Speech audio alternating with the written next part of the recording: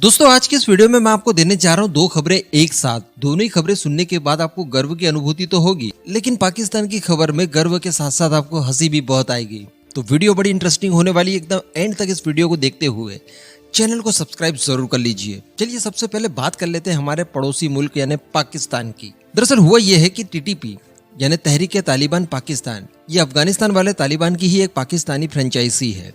तो ये भी एग्जैक्टली वही मकसद रखता है जो कि ओरिजिनल तालिबान रखता है, यानी पाकिस्तान को पूरी तरह से इन्वेड करके वहां पर शरिया कानून की स्थापना करना, ये इनका मेन मकसद है। और पिछले कुछ समय से हम लोग देख रहे हैं कि ये लोग इतना परेशान कर रहे हैं पाकिस्तानी आर्मी को कि पाकिस्तान की आर्मी इनके सामने घुटने टेकने के लिए मजबूर हो गई है।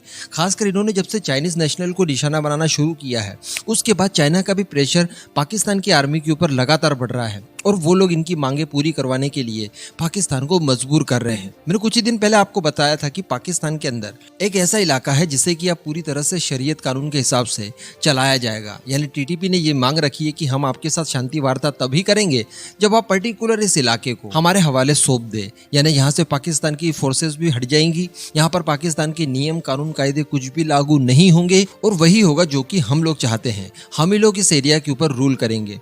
अब इस डील को लेकर पाकिस्तान की आर्मी, वहां की गवर्नमेंट और टीटीपी के बीच में समझौता हो रहा है, शांति वार्ता आप इसे कह सकते हैं। इस दौरान हुआ यह है कि टीटीपी ने एक बार फिर से पाकिस्तान की फोर्स के ऊपर अटैक किया।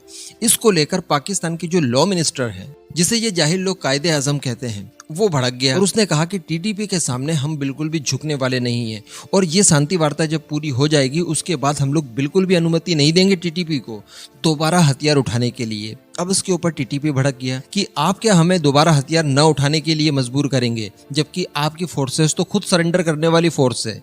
क्योंकि उन्होंने 1971 में भारतीय फौज के सामने बहुत बड़ी संख्या में 93,000 की संख्या में सरेंडर किया था और इस फोटो को दिखाकर फिर दोबारा उन्हें चिढ़ाना शुरू किया। आपको याद होगा जब तालिबान इन्वेड कर रहा था अफगानिस्तान को, उस समय भी अमरुल्लाह सालेह ने पाकिस्तान को चिढ़ाने के लिए इस फोटो का इस्तेमाल किया था। दरअसल पाकिस्तान के लोग, पाकिस्तान की फोर्स और गवर्नमेंट, ये लोग तालिबान को सपोर्ट कर रहे थे। इन सबको देखते हुए अमरुल्लाह सालेह ने ये फोटो ट्वीट करके पाकिस्तान के जख्मों को और ज्यादा खुरेदने और उनके ऊपर नमक डालने का काम किया था। तो एग्जैक्टली यही सारी चीजें पाकिस्तान के घर में होने लगी है। पाकिस्तान का ही तालिबान उसे ये वाली फोटो दिखाकर चिढ़ाने लगा है। ये बड़ी बात है।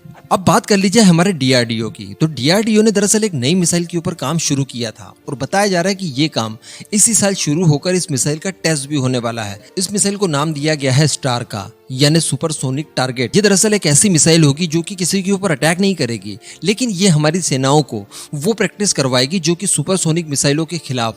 यानी इस मिसाइल की जो स्पीड होगी वो 2.5 मैक होगी, यानी आवाज की रफ्तार से 2 गुनी से भी ज्यादा। ब्रह्मोस का एग्जांपल ले लीजिए आप कि ये लगभग उसी की स्पीड से उड़ने वाली है। ये वैसे ही सुपर क्रूज करेगी, मैनवर्स करेगी और साथ ही सी स्कीमिंग की भी कैपेबिलिटी इसके अंदर होगी। समुद्र सतह से 12 फीट की ऊंचाई पर ये उड़ने में, सुपर क्रूज करने में सक्षम होगी।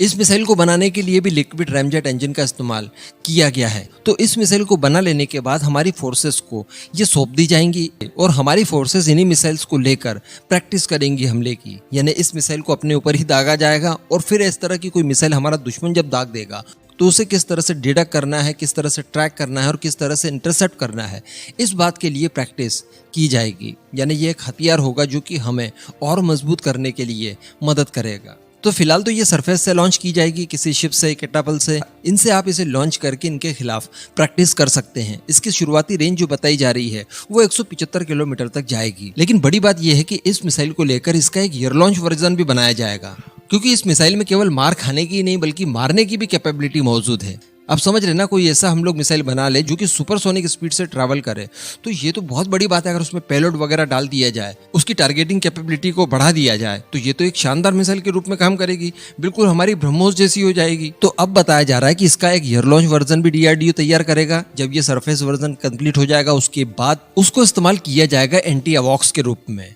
यानी एवॉक्स आप जानते होंगे, ये इस तरह का एक एंटीना या रडार सिस्टम लगा होता है एक बहुत बड़े एयरक्राफ्ट के ऊपर, जो कि अपनी टेरिटरी में घूमते रहता है, उड़ते रहता है और दुश्मन की सारी मूवमेंट को पकड़ने की कोशिश करता है। ये एक तरह का फ्लाइंग रडार सिस्टम हो गया। तो इस तरह के जो जेट्स हमारे आजू बाजू से गुजरेंगे हमारे दुश्मनों के, उन्हें टारगेट करने के लिए इसी मिसाइल का इस्तेमाल किया जाएगा। ये मिसाइल बताया जा रहा है कि अस्त्रा मार्क 3 मिसाइल जो कि एसएफडीआर टेक्नोलॉजी पर बेस्ड होगी, उसकी तुलना में काफी सस्ती पड़ेगी और एवॉक्स प्लेन जैसे जो एयरबोर्न खतरे हैं जो कि कम स्पीड पर उड़ते हैं, इनके खिलाफ ये बहुत ज्यादा कारगर साबित होगी।